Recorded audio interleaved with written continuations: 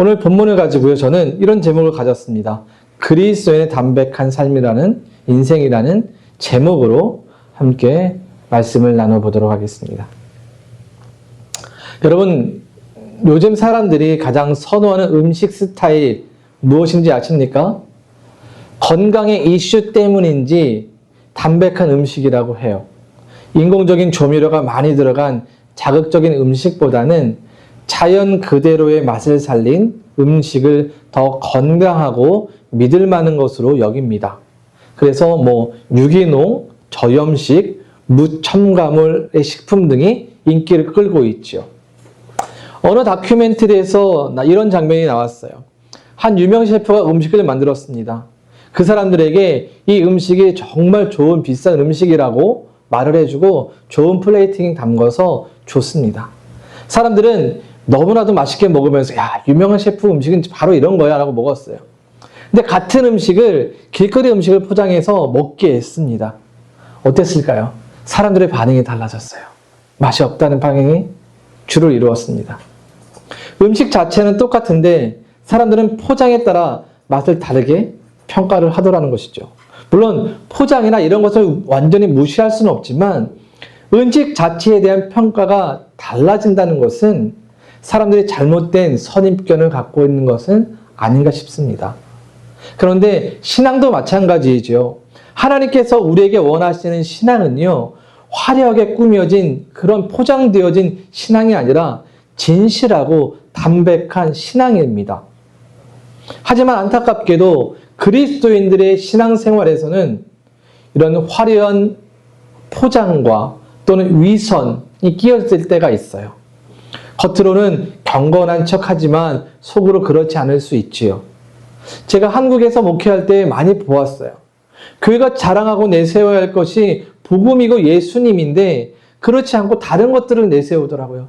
우리 교회는 이만큼 큽니다. 우리 교회는 이렇습니다라고 자랑하더라고요.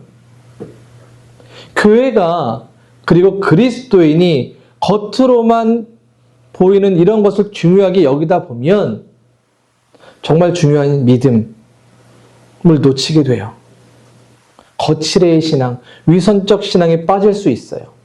그러기에 예수님은 오늘 제자들에게 이 바리새파의 잘못을 지적하시면서 이 위선적 신앙의 잘못을 말씀해 주고 계신 거예요. 예수님께서 오늘 본문에 말씀하실 때에 수많은 사람들이 예수님 주변에 모여 있습니다. 얼마나 많은 사람들이 모여 있는지 오늘 그 숫자를 수천 명이라고 하고 있어요. 그런데 개역개정 성경을 보니까 수만 명이라고 기록되어 있더라고요. 그러면서 이렇게 말씀하시죠. 1절입니다. 서로 밟힐 지경에 이르렀다. 사람이 얼마나 많은지 밟힐 지경이래요. 서로 밀고 밀리는 그런 상황이었던 것 같습니다. 여러분, 우리가 아는 키 작은 삭개오 있지 않습니까? 이 키 작은 삭개오가 예수님 만나고 싶었는데 만날 수가 없었던 이유가 사람들이 너무 많았거든요. 또 키도 작으니까. 그래서 뽕나무에 올라가서 예수님 보고자 했는데 아마 그것을 생각해 보면 정말 예수님 주변에 사람이 많았던 것 같아요. 그런데 이렇게 사람들이 많이 모였을 때에 예수님께서 하셨던 말씀의 첫 번째가 무엇입니까? 1절을 다시 보시죠.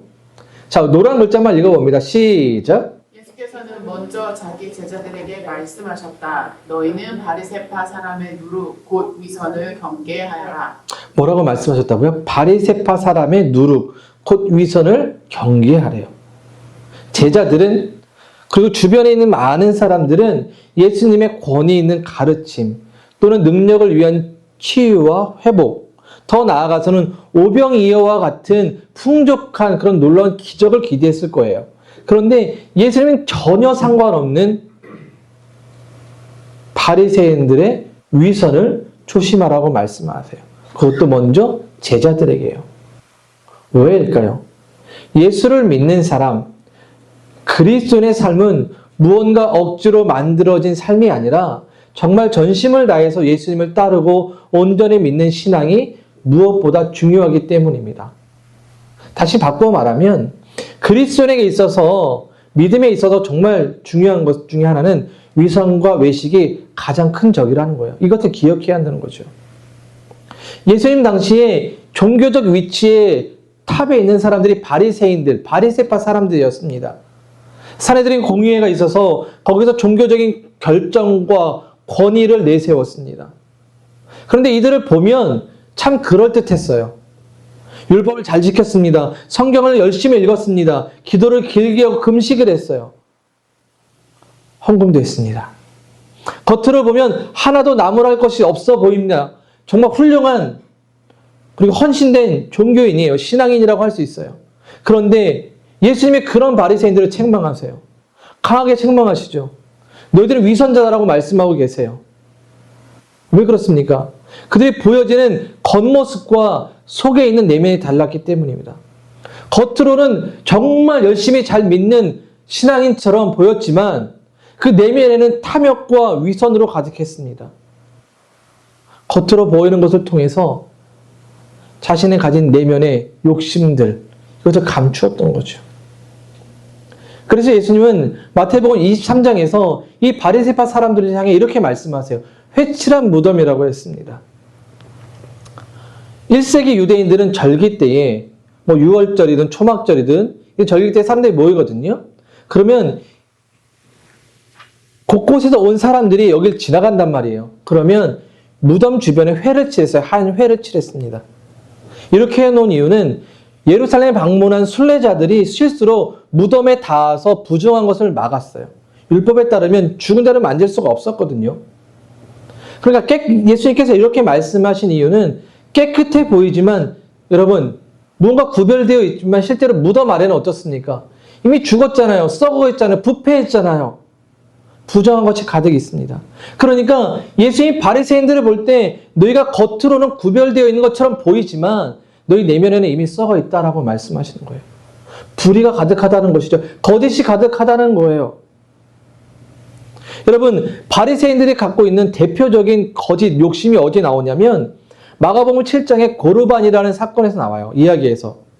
그럼 고르반이란 말이 뭐냐면 구약성경 레위기하고 민수기에서 등장하는데 이게 하나님께 드리는 제물이나 헌금을 말해요. 유대인들이 하나님께 바치는 헌금을 고르반이라고 했습니다. 그래서 성전에 드리는 특별한 예물로 구별했죠. 그런데 유대인들이 이 고르반을 잘못 사용했어요.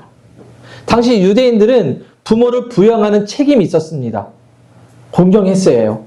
그래서 이 책임을 피하기 위해서 자기가 갖고 있는 재산이나 물질을 고르반이라고 외치면 이 물질은 하나님께 드려졌기 때문에 부모를 위해 사용하지 않아도 되는 거예요. 편법인 거죠. 쉽게 말하면. 그래서 마가복음 7장 10절과 13절을 보면 예수님께서 이렇게 말씀하세요. 우리 천천히 같이 읽어봅니다. 시작. 모세가 말하기를 내 아버지와 내 어머니를 공경하여라 하고 또 아버지나 어머니를 욕하는 자는 반드시 죽을 것이다 하였다. 그러나 너희는 말한다. 누구든지 아버지나 어머니에게 말하기를 내게서 받으실 것이 고르반 곧 하나님께 드리는 예물이 되었습니다 하고 말만 하면 그만이라고 말한다.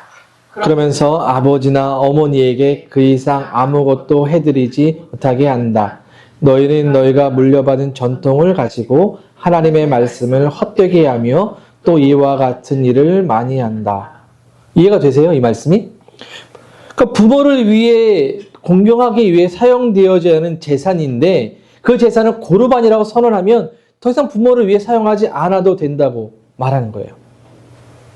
하나님을 믿고 섬긴다고 말하지만 율법을 교묘히 이용한 잘못된 방법이라는 거죠. 그렇게 예수님은 바리새인들에게 너희들 위선자다라고 이야기하는 거예요. 잘못됐다고 책망하는 거예요. 여러분 위선이라는 말이요. 헬라어에서는요. 하이포크리시스라는 단어에서 왔습니다. 화면을 보면요. 그러니까 이 원래 의미는 배우의 연기를 뜻하는 말이었어요. 그러니까 즉 연극 무대에서 배우가 가면을 쓰고 다른 사람인 척 연기하는 것과 같은 행동을 의미해요. 그래서 여러분 위선이라는 단어를 구글에서 검색하면 저렇게 가면이 떠요. 그러니까 가면 쓰고 이제 겉과 안에 다른다는 거죠. 그러니까 예수님께서 이 바리새인들을 볼 때에 종교적 행위와 의무를 열심히 지키는 것 같지만 실제로는 하나님과 멀어진 삶, 하나님을 믿지 않는 삶을 살았던 거예요. 그러니까 왜 그렇습니까? 이들에게 있어서 판단과 인정의 대상이 하나님이 아니라 사람들이었어요. 종교적 삶을 통해서 이익과 권력을 추구하고 사람들에게 인정받는 것을 중요하게 여겼어요. 그래서 기도해야 될 시간에 오히려 막 하늘을 벌려서 기도하면서 사람들에게 보이는 이런 것들을 했단 말이죠. 그러니 주님 보실 때에 그런 형식적인 신앙을 용납하실 수가 없었던 겁니다. 그런데 문제는 예수님께서 이렇게 말씀하신 이유 중에 하나는 이런 위선이 누룩처럼 퍼질 수 있다는 거예요. 몇몇 유대인에 그치지 않는다는 거죠.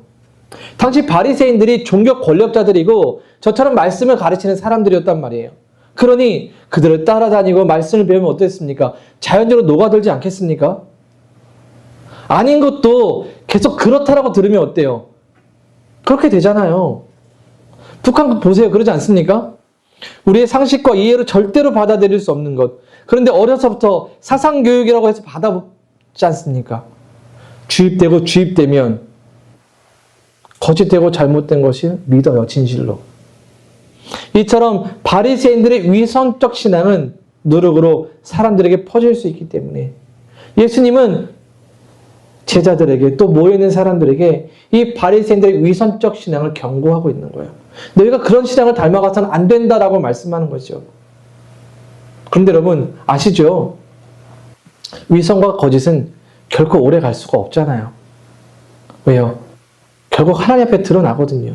오늘 보면 2절 보시죠. 가려놓은 것이라고 해도 벗겨지지 않을 것이 없고 숨겨놓은 것이라고 해도 알려지지 않을 것이 없다. 포장된 신앙 결국 드러납니다. 감추고 잘 감추고 뭐 어느 정도 살 수 있겠죠. 그러나 때가 되면 밝혀져요. 여러분 역사를 통해도 그렇잖아요. 위선적인 종교 지도자들, 부패한 정치인들의 모습 결국 진실 속에서 밝혀지고 몰락하는 것을 우린 역사를 통해 배워왔습니다. 그렇지 않습니까? 화려할수록 그런 척할수록 그 이면에는 무언가 있는 경향이 많아요. 하지만 그것이 시간과 역사 앞에서 드러나듯이 형식적인 신앙, 위선적인 태도는 결국 하나님 앞에서 감출 수가 없습니다. 오늘 보면 3절 보시죠. 같이 읽어봅니다. 3절을 시작. 그러므로 너희가 어두운 데서 말한 것들을 사람들이 밝은 데서 들을 것이고 너희가 골방에서 기르되고 속삭인 그것을 사람들이 지붕 위에서 선포할 것이다. 그럼 밤에 불이 없는 곳에서 보면 방이 더러운지 깨끗한지 알 수가 없어요. 그냥 깨끗하다고 말하면 그냥 깨끗한 거예요. 하지만 아침이 되어서 햇빛을 비추면 모든 먼지는 다 드러나죠. 그렇잖아요. 보면 그러잖아요. 우리가 이 먼지 구덩이에서 밥을 먹었어. 이런 얘기 하잖아요. 그럼 빛 앞에 감출 것이 없습니다. 마찬가지로 하나님 앞에 감출 것이 없어요. 우리가 사람들 앞에서 거룩한 척을 해도 하나님 앞에서 우리의 마음이 낱낱이 드러납니다. 그러니 어떻게 해야 될까요, 여러분? 어떻게 하면 정말 예수님께서 말씀하시는 이런 위선적 신앙을 버릴 수 있겠습니까? 그럼 위선과 외식을 우리 안에서 몰아내고 내 안에 차지하는 위선과 외식을 몰아내고 그곳에 진리이신 예수님을 채워야 해요. 오늘 본문 1절에서 예수님은 바리새인들의 위선을 이렇게 평가하셨죠. 누룩이라고 말씀하셨어요. 누룩은 뭐예요? 우리가 아는 것처럼 빵을 만들 때 부풀어 오르게 하는 그것이잖아요. 이스트잖아요. 근데 만약 이 누룩이 죽어버리면 빵이 어떻습니까? 부풀어 오를까요? 아니죠. 한 달 전쯤에 저희 노회 시찰에 계신 목사님께서 커피와 이제 베이글을 파는 작은 카페를 하시는데 저희 아내가 그곳에 자주 방문해서 커피하고 이 베이글을 먹었어요. 그러니까 이제 자주 방문하니까 이제 여러 가지를 만들 거 아닙니까? 그래서 한 번은 이게 식빵 같은 걸 만들어서 이제 사모님 맛을 보세요 하고 저에게 보내왔습니다.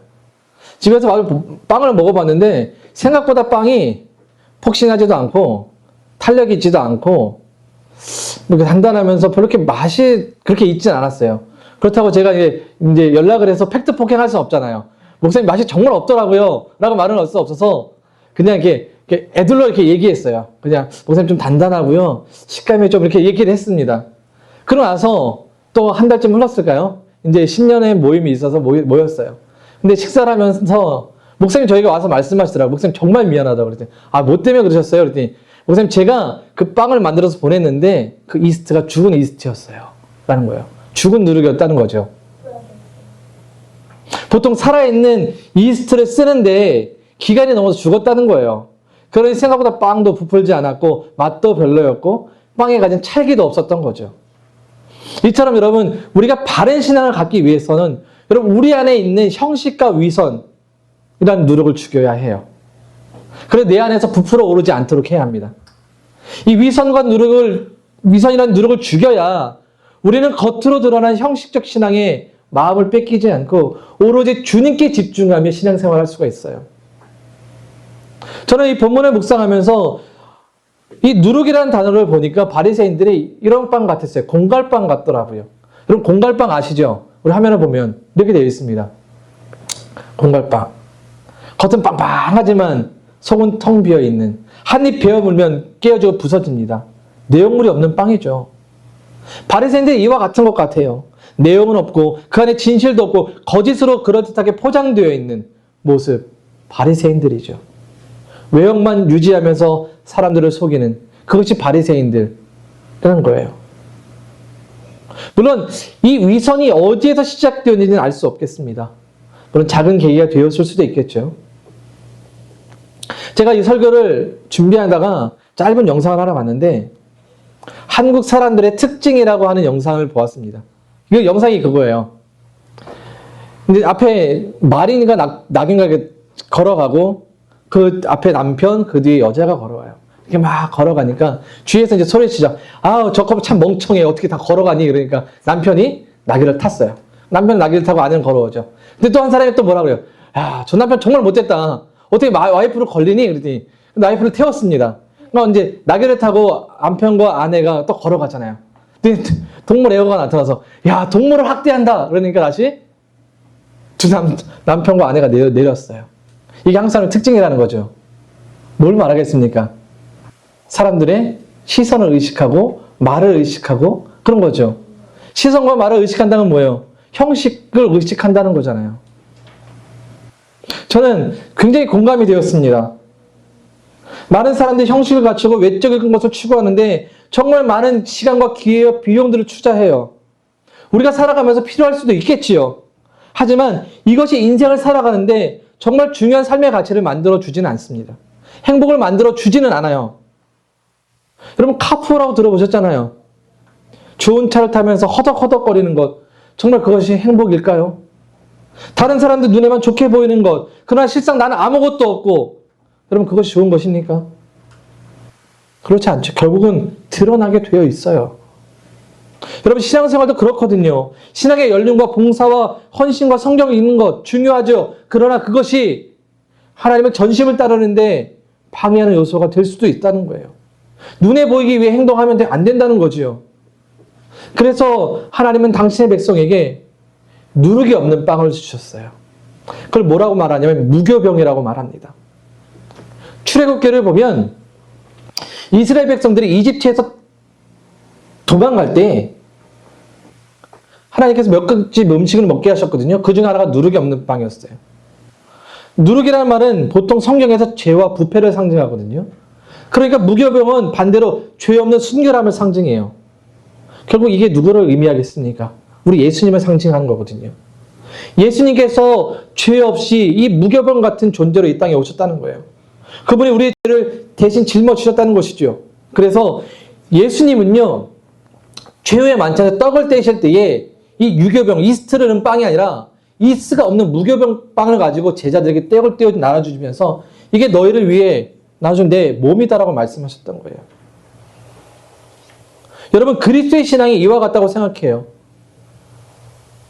쪼개도 그 안에 빵으로 내용물로 가득 차 있는, 단단히 채워져 있는 담백한 그 빵의 맛, 그 빵의 맛처럼 담백한 신앙이 우리에게 필요해요. 여러분 생각해 보세요. 우리가 그리스도이라 말하면서 여러분 우리 위선적인 행동 하잖아요. 그렇지 않습니까? 안 하십니까? 저도 해요. 보면 여러분 그것은요 우리 안에 무교병이 없기 때문이에요. 다시 말하면 예수가 채워지지 않았기 때문입니다. 그러니 어때요? 다른 것을 채우는 거예요. 사람의 시선을 채우고요. 형식을 채우고요. 물질을 채우고 욕심을 채우는 거예요. 여러분, 형식적인 사람, 위선적 사람들 보면 자신들이 마땅히 받아야 한다는 기대 수준이 있어요. 내가 이만큼 하니까 이만큼 해야 돼. 이만큼 되어야 하는 기대 수준이 있어요. 그래서 그걸 받지 못하면 어때요? 기분이 상하잖아요. 화를 내기도 해요. 하지만 믿음의 터 위에 예수로 채워진 사람은요, 어떠한 상황에도 감사할 것을 찾아요. 왜요? 우리의 삶의 근거가 나에게 있지 않고 우리 주님께 있기 때문입니다. 모든 일을 하나님께서 허락하셨기에 그는 믿음으로 받아들이고 감사할 수 있는 거예요. 하지만 여전히 세상은 화려함과 형식을 강조하죠. 제가 이제 일을 할 때 보면, 저희는 웨어하우스 일하잖아요. 그러면 이제 제품을 만들 때 보면 다들 앉아가지고 뭐 영상 뉴스도 보기도 하고 뭐 해요. 저도 유튜브나 드라마를 그냥 틀어놓고 그냥 일을 하거든요. 근데 틀어놓고 보고 있으면 이 드라마에 나온 연예인과 이 드라마에 나온 연예인 똑같은 것 같아요. 모든 아이들도 똑같아 보입니다. 왜? 다 예쁘고 잘 꾸며놨더라고요. TV가 만들어 놓은 것 보면 화려한 장소, 음식, 세팅 이런 것들이 나오죠. 그리고 그렇게 살아가는 것이 행복이라고 말해주고 있는 것 같아요. 그러다 보니 사람들이 그렇게 살려고 애쓰고 있어요. 모두 가면 쓴 것처럼 꾸미고 속이며 살아가죠. 하지만 그것이 정말 행복일까요? 그렇지 않습니다. 그것이 삶의 행복을 보장하지 않아요, 여러분. 오늘 보면 3절을 다시 보죠. 자, 같이 읽어봅니다. 시작. 그러므로 너희가 어두운 데서 말할 것들을 사람들이 밝은 데서 들을 것이고 너희가 골방에서 귀를 대고 속삭인 그것을 사람들이 지붕 위에서 선포할 것이다. 아멘. 이 구절의 말씀을 오늘 본문 1절부터 쭉 읽어보면 위선을 피해야 한다는 말씀으로 우리가 읽혀져요. 하지만 이 말씀을 제가 또 묵상하면서 위아래 전체적인 문맥들을 살펴보다가 문득 다른 의미도 생각해 보았습니다. 물론 이 구절이 겉으로 깨끗해도 속으로 탐욕과 거짓이 결국 드러난다는 의미도 있지만 한편으로는 감추어진 것, 숨겨진 것, 제자들이 골방에서 속삭인 그 아름다운 것일 수도 있다는 생각이 듭니다. 다시 말하면 복음이 될 수 있다는 거죠. 그리고 그리스도인의 정직한 삶이 될 수도 있어요. 하나님과 동행하며 얻게 되는 고난의 과정일 수도 있습니다. 그런데 그것이 어떻게 된다고 말씀하세요? 어두운 곳에서 일어난 복음의 일들이 밝은 데서 듣게 된다는 겁니다. 믿음으로 살아왔던 고난의 흔적들이 높은 곳에서 선포되어진다는 거예요. 하나님께서 믿음으로 살아가는 우리의 인생을 잊지 아니하고 밝은 곳에서, 높은 곳에서 보여주신다는 거죠. 여러분, 우리가 예수라는 무교병을 먹고 내 안에 예수를 채우고 진실되게 살아갈 때 결국 우리의 아름다움이 세상 가운데 드러나는 거예요. 그러게 예수님께서 뒤에 뭐라고 말씀하시냐면 두려워하지 말라고 말씀하시는 거예요. 겁내지 말라고 말씀하시는 거예요. 여러분, 우리가 무교병을 먹고 예수 그리스도를 채우며 그 예수 그리스도를 살아갈 때에 여러분 삶 속에 예수 그리스도의 아름다움이 전해지는 겁니다. 모든 허위와 형식을 벗고 하나님의 빛을 비추게 되는 거예요. 그러게 바울 사도가 고린도전서 4장 5절에서 이렇게 말씀하고 있습니다. 같이 읽어봅니다. 자, 시작. 그러므로 여러분은 주님께서 오실 때까지는 아무것도 미리 심판받지 마십시오. 주님께서는 어두움 속에 감추어진 것들을 환히 나타내시며 마음속의 생각을 드러내실 겁니다. 그때에 사람마다 하나님으로부터 칭찬을 받을 것입니다. 뭐라고요? 우리가 예수를 채우고 예수로 인해 바른 믿음을 갖고 살아간다면 그때에 칭찬을 받게 된대요. 다른 이가 위선을 하고 그들이 더 잘 되는 것 같아 보이고 하지만 흔들리거나 부러워하고 따라갈 이유가 없습니다. 왜요? 우리는 예수가 이미 채워져 있고 가장 중요한 것을 가졌고 궁극에 누리게 될 것이기 때문입니다. 여러분, 욜로라는 말 들어보셨죠? 욜로의 정확한 말을 아십니까? You only live once래요. live once래요. live once래요. 그러니까 한 번 사는 인생이라는 거죠. 그래서 내가 하고 싶은 대로 다 해라 이런 뜻이래요. 화려하게 살아야 한다고 말하죠. 하지만 여러분, 우리는 한 번 사는 인생이 아니에요. 우리는 영원을 꿈꾸는 인생입니다. 그 나라를 소망하며 살아갑니다. 그러기에 세상의 방법들, 화려함을 따라가지 않아요. 위선과 형식과 겉으로 포장된 화려함이 없어도 됩니다. 우리는 예수로 인해 만족하고 예수로 인해 행복할 수 있어요. 그러기에 여러분, 오늘 우리 주님이 말씀하시는 바로 이 위선을 우리 스스로 경계하고 우리 안에 갖고 있는 이런 형식과 허위, 거짓들을 몰아내고 예수를 채울 수 있길 바랍니다. 화려한 신앙이 아니어도 괜찮습니다. 위선적 신앙이 아닌 진실하고 예수가 채워진 담백한 삶, 담백한 믿음, 그 예수로 살아가는 우리 모두가 될 수 있기를 주님의 이름으로 축원드립니다. 기도하겠습니다. 사랑의 하나님 감사를 드립니다. 오늘 주의 말씀 앞에서 우리의 삶을 돌아보고